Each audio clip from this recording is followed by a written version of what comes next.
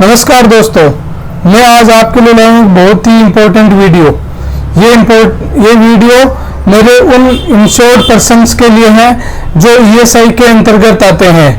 ESIC act 1948 में लागू हुआ था, जिसके अंतर्गत आज जिन कर्मचारियों की वेतन 21,000 से कम है, उनकी पूरी फैमिली को इंश्योरेंस मिलता है। उसको मेडिकल इंश्योरेंस ईएसआई हॉस्पिटल्स के द्वारा देश भर में विभिन्न अस्पतालों में दिया जाता है, और जिनका ट्रीटमेंट ईएसआई हॉस्पिटल में नहीं अवेलेबल है, उनके लिए उनको प्राइवेट हॉस्पिटल्स में रेफर भी किया जाता है। तो मैं आज उन कामगार भाइयों के, जो उन कर्मचारियों के जो बहुत सारी परेशानियों से, जो बहुत सारी पीड़ाओं से हॉस्पिटल में और डिस्पेंसरी में गुजरते हैं, उन पीड़ाओं को ध्यान में रखते हुए मैंने एक वीडियो बनाया है। वीडियो है कि वो ओपीडी में कैसे दिखाएं। आज मैं आपको वो आसान ट्रिक्स बताऊंगा, जिस ट्रिक से आप ओपीडी में आराम से दिखा पाओगे, आप डिस्पेंसरी की लाइन से बच पाओगे, आप हॉस्पिटल की लाइन से बच पाओगे। तो सरकार ने कुछ दिनों पहले एक ऐप लॉन्च किया था, जिस ऐप का नाम है AAA आस्क एन अपॉइंटमेंट। उस ऐप की क्या प्रोसीजर होगी, वो कैसे काम करता है, बहुत से यूट्यूबर्स ने यूट्यूब में वीडियो डाले हुए हैं उस ऐप के बारे में, लेकिन उनको ये नहीं पता कि कौन से डिपार्टमेंट में दिखाने के लिए अपन को कौन सा डिपार्टमेंट सिलेक्ट करना है। उन्होंने आपको बताया है कि प्ले स्टोर से ऐसे ऐप डाउनलोड करना है, उसको ऐसे रन करना है। मैं आज आपको पूरा ट्यूटोरियल मेरे मोबाइल के द्वारा बताऊंगा कि कैसे उस ऐप को आपको यूज करना है। तो सबसे पहले मैं आपको लेकर चलता हूं मेरे मोबाइल में प्ले स्टोर की ओर। मैं मेरे मोबाइल में प्ले स्टोर में जा रहा हूं, और प्ले स्टोर में मेरा ओपन हो रहा है। तो मैंने यहाँ पे AAA मैंने सर्च बार में डाला है।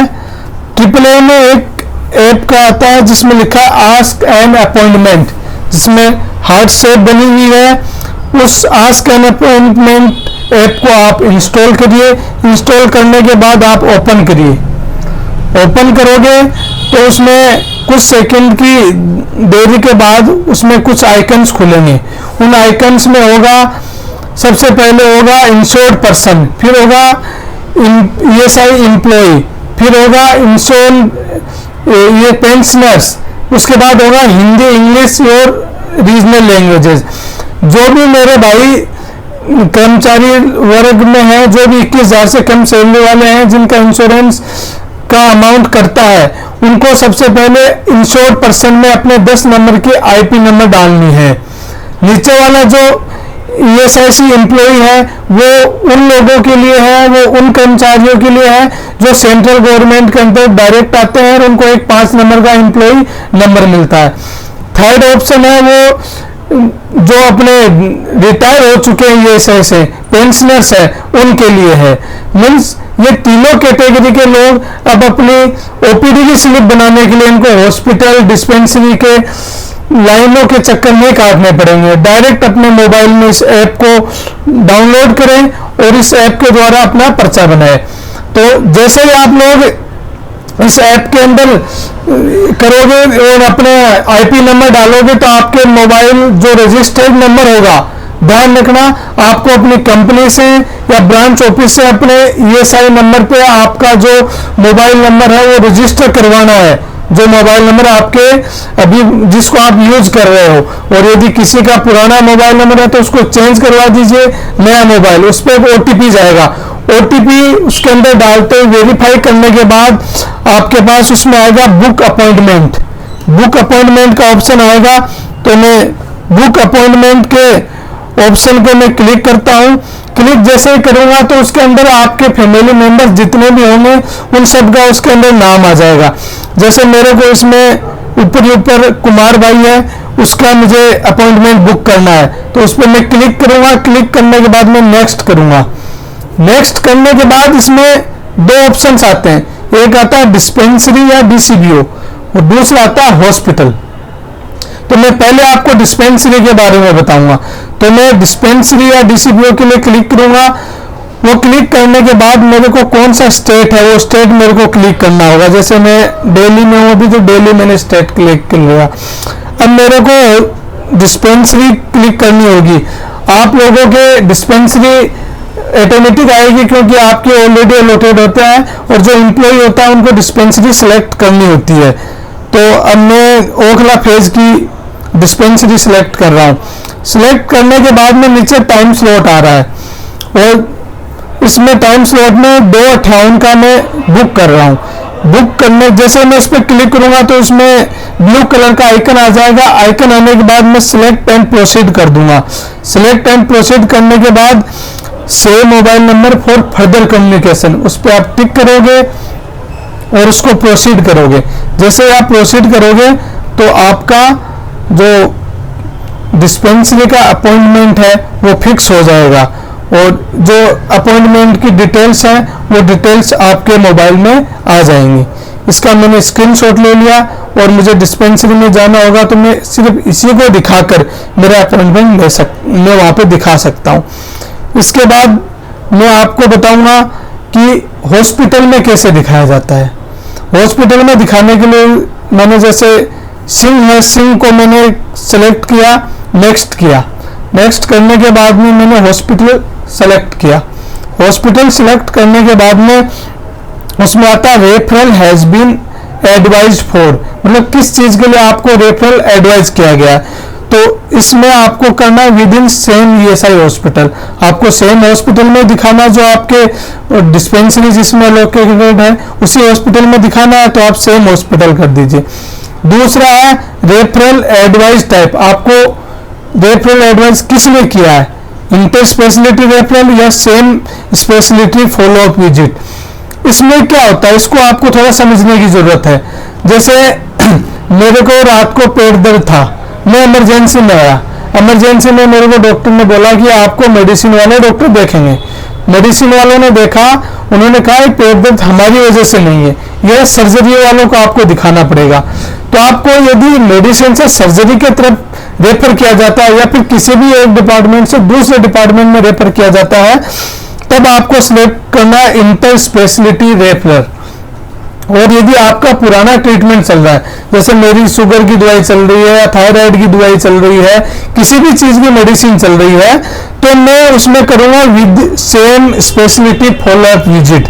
तो मैं अभी इसमें क्लिक करता हूं same speciality follow up visit.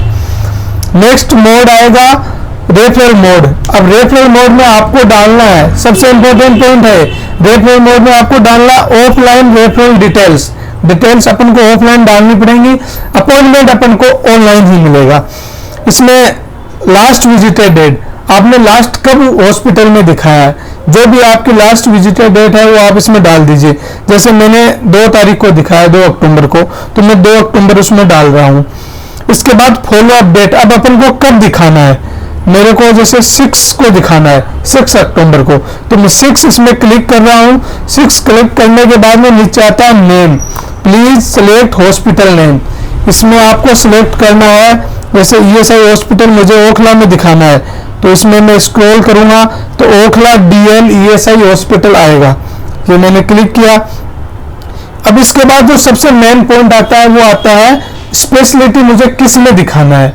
तो इसका मैं आपको बिंदुवार सारी चीजें समझाऊंगा, एक एक पॉइंट समझाऊंगा जो आप सब लोगों के लिए जरूरी हो सकता है।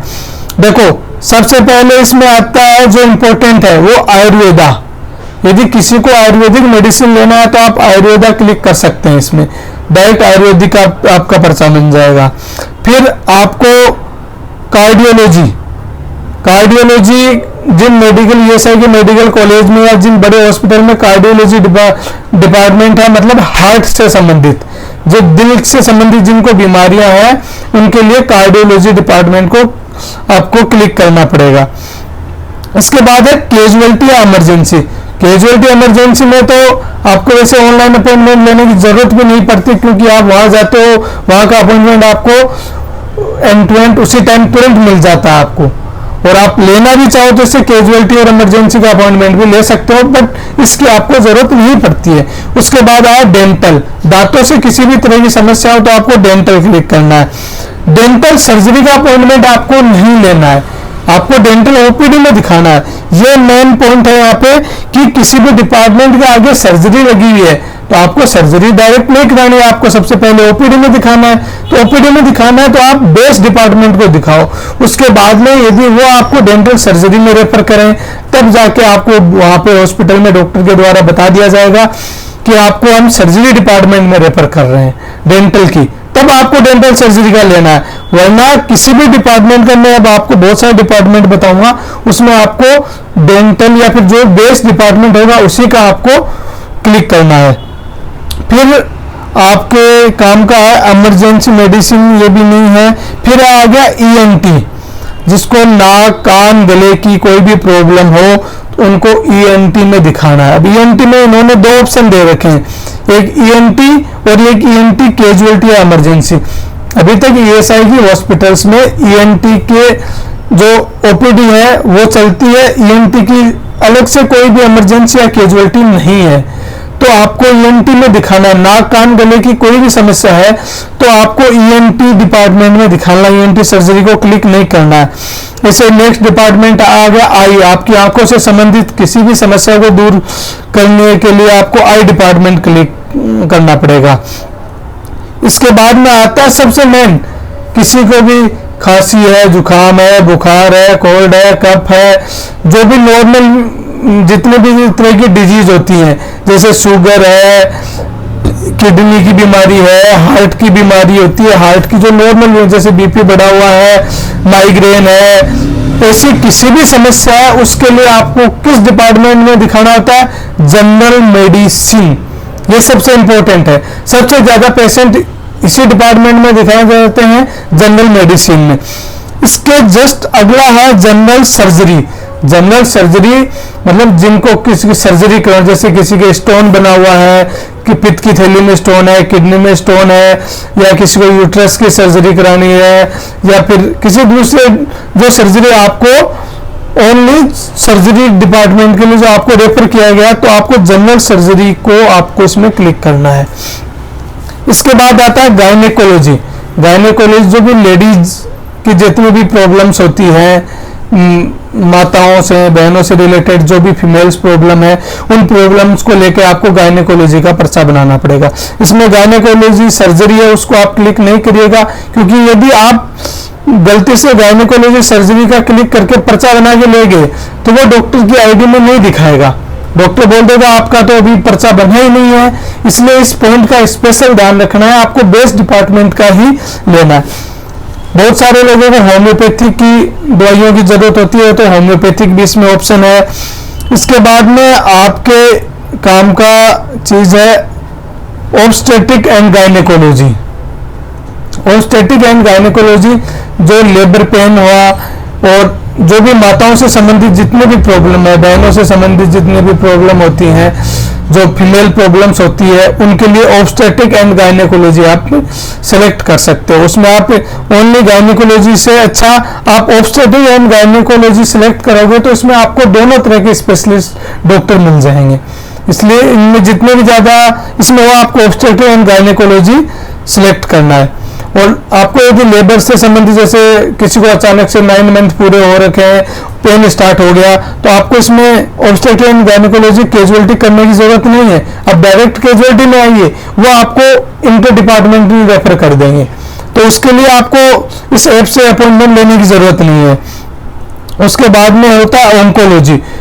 आज इस टाइम में सबसे ज्यादा जो पेशेंट बढ़ रहे हैं वो कैंसर के बढ़ रहे हैं, और कैंसर पेशेंट्स को कोई भी परेशानी न हो उसके लिए हम सभी हॉस्पिटल में अलग से व्यवस्था भी की जाती है।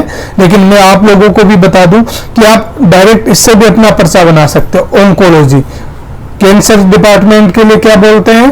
ऑन्कोलॉजी। ऑन्कोलॉजी पे आपको सिलेक्ट करना है। इसके बाद में आपके काम की चीज है, हाँ बहुत इंपॉर्टेंट चीज है, जो भी आरटीओ रोड ट्रैफिक एक्सीडेंट होता है, या कोई बच्चा गिर गया, हड्डी टूट गई, खेलते हुए गिर गया, कैसे भी उसके हड्डी वड्डी से संबंधित कोई भी परेशानी है, तो उसके लिए आपको दिखाना पड़ेगा ऑर्थोपेडिक्स। ये थोड़ा सा टिपिकल नाम है जो सुन रहे हैं उनके लिए। ऑर्थोपेडिक्स, आपको सिर्फ ऑर्थोपेडिक्स करना है, ऑर्थोपेडिक सर्जरी या ऑर्थोपेडिक इमरजेंसी नहीं सिलेक्ट करना है, ऑर्थोपेडिक्स आप सिलेक्ट करिए।